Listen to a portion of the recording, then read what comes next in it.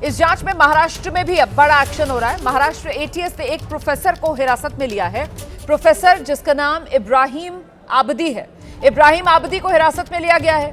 मुंबई के साबुत सिद्दीकी कॉलेज में प्रोफेसर इब्राहिम आबदी रिटायर होने के बाद बच्चों को इस्लाम की शिक्षा देता था। प्रोफेसर इब्राहिम आबदी, इब्राहिम पर बच्चों का ब्रेन वॉश करने का शक है, ये सूत्र जानकारी दे रहे हैं।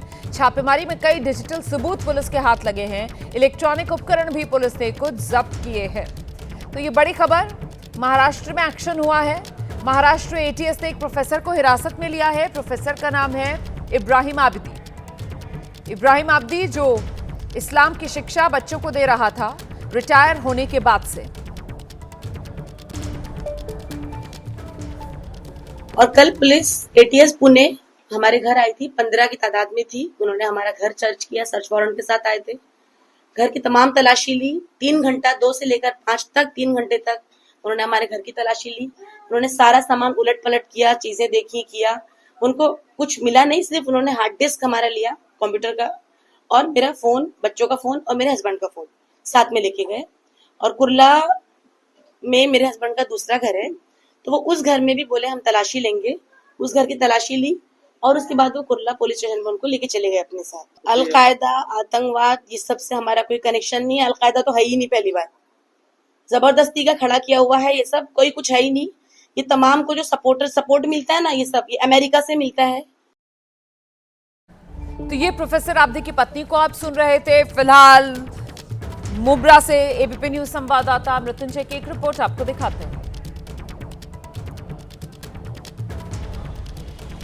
महाराष्ट्र एटीएस की पुणे एटीएस ने मुंबई के एक नामी कॉलेज के पूर्व प्रोफेसर को हिरासत में लिया है और उसकी करतूतों की छानबीन कर रही है। दरअसल ये प्रोफेसर है इब्राहिम आबदी, जो कि मुंबई के साबुत सिद्दीकी कॉलेज में 35 साल तक प्रोफेसर रहा और उसके बाद वो दीनी तालीम दिया करता था। इस मामले में महाराष्ट्र एटीएस ने कई जगहों पर छापेमारी की। जिन जगहों पर छापेमारी की उसमें से एक जगह मुंबई का कुर्ला इलाका है और दूसरी जगह ठाणे के मुंब्रा का कौसा इलाका है। मुंबई के कुर्ला इलाके में ये एमके हाइट्स नाम की बिल्डिंग है।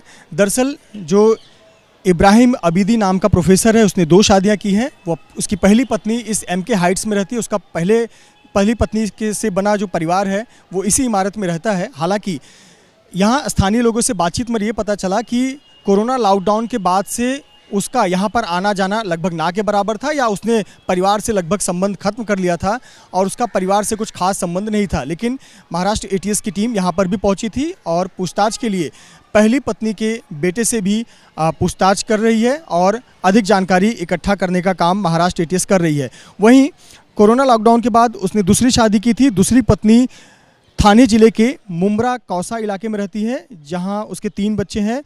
महाराष्ट्र एटीएस की टीम ने उसके घर पर छापेमारी की और वहाँ से कई चीज़ें बरामद की।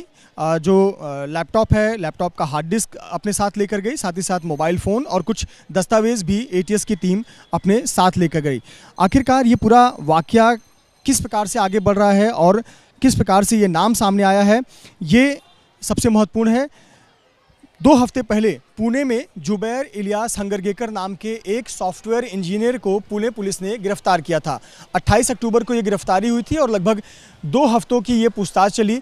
इसमें कई चौंकाने वाली बातें सामने आई। इलियास नाम का जो सॉफ्टवेयर इंजीनियर है वो भारत में अल कायदा इन इंडियन सबकॉन्टिनेंट नाम का एक संगठन तैयार कर रहा था और उसके पास कई आपत्तिजनक दस्तावेज़ और वीडियोज़ और अन्य सामग्री बरामद हुई। इसी की जानकारी के आधार पर जब महाराष्ट्र एटीएस ने अपने जांच का दायरा आगे बढ़ाया तो नाम आया प्रोफेसर आबदी का। प्रोफेसर आबदी के संबंधित घरों पर एटीएस ने छापेमारी की और कई चीज़ें जब्त की गई हैं, जिसमें कंप्यूटर का हार्ड डिस्क भी है, कई मोबाइल फ़ोन हैं, साथ ही साथ कुछ दस्तावेज़ हैं, डॉक्यूमेंट्स हैं और इसको लेकर महाराष्ट्र एटीएस ने अपने कब्जे में लिया है और आगे की जाँच कर रही है। छापेमारी के दौरान एटीएस ने कई इलेक्ट्रॉनिक उपकरण और डिजिटल सबूत जब्त किए हैं। इन सामग्रियों की तकनीकी जांच एनालिसिस की जा रही है।